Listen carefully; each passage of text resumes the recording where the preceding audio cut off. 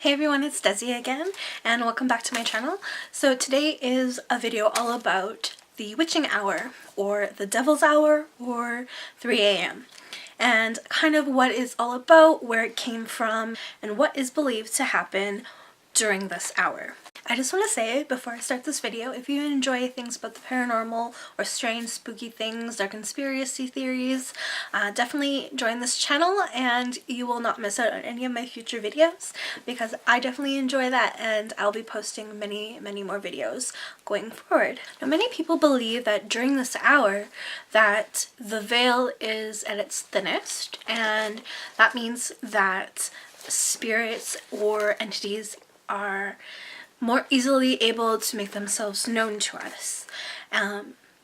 Essentially, we have several times of year that this can happen. One on Samhain, that's a really good time of year where you can convey connections to your ancestors, but of course it's easier for other things to come through. Many people report paranormal activity around this time, hearing voices, footsteps, even cases of possession. So the origins of the witching hour, or the devil's hour, or 3 a.m. is basically coming from the thought that the devil was actually mocking God because of the Holy Trinity, the Father, the Son, and the Holy Spirit. They come in threes. Also, researchers think because God is said to have died at 3 p.m., it's like the devil is mocking God, just like you would turn the crucifix upside down.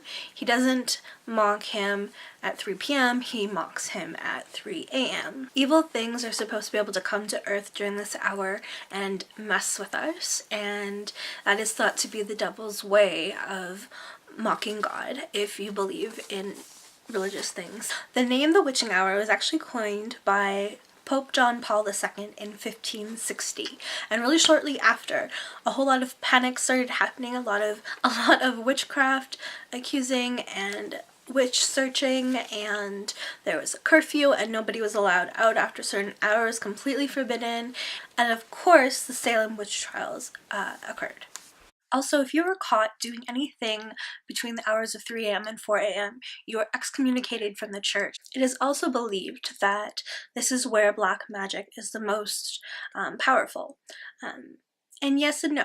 And yes, because you do have that energy that you are cultivating from. So yes, dark practitioners or gray practitioners could use that time to strengthen their spell work. And create their spells to be a lot more powerful. So it was said back then that a lot of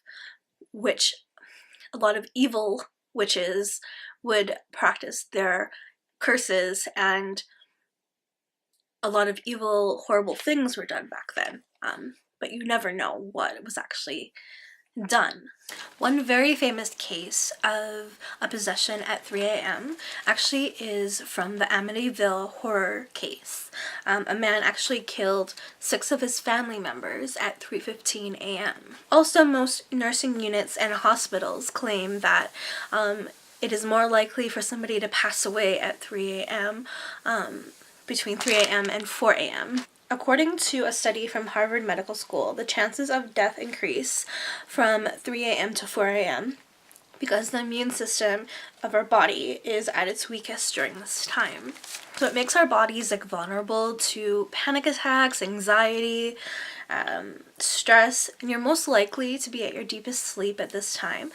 So a sudden dip in your blood pressure causes people to wake up feeling anxious and nervous. Additionally, hormones linked to sleep, adrenaline, and anti-inflammation have been reported to be at its lowest at 3 a.m. as well. I actually have a story that happened to me at 3 a.m. It actually happened on the night of Ramadan this current year, and I didn't realize it was Ramadan. One of my friends at work actually later on told me what day it was, and it was a huge surprise and it made a lot of sense.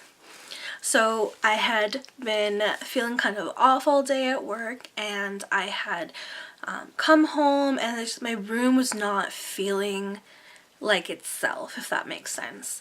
And I was just feeling a lot of anxiety and stress. So I took a calm bath, I did a little meditation, I cleared my space as well. And then I went to bed. And I was laying there and I could not sleep. For the life of me, I could not sleep. And I felt like there was something in the room with me. And it just gives me chills. I don't even like to talk about it because I don't want to stir anything up. But I was laying in bed, and the only light that's coming into my room, because I sleep in a basement bedroom, and the one window I do have, there's no light source from that area. There was literally no light in my room except for my alarm clock where my radio is. And I could see shifting movement of this dark figure-like thing. Like, it wasn't a person, and it wasn't completely opaque, and it wasn't completely see-through either, if that makes sense. It just looked like shadow shifting around, but I could tell it wasn't on the walls. It was floating in my room, and it was kind of floating up and around by my headboard and around above me, and then back around to the other side where I was not facing. And it freaked me out so bad, and I couldn't really figure out what that was. And I just sat there looking around, and I was like, okay, maybe my eyes need to adjust. I tried focusing on it, and my anxiety just got worse and worse. So I sat up right away, and I turned my phone on. I looked around the room to see if there was anything that was causing this light to bounce off of anything. There's nothing. Absolutely nothing.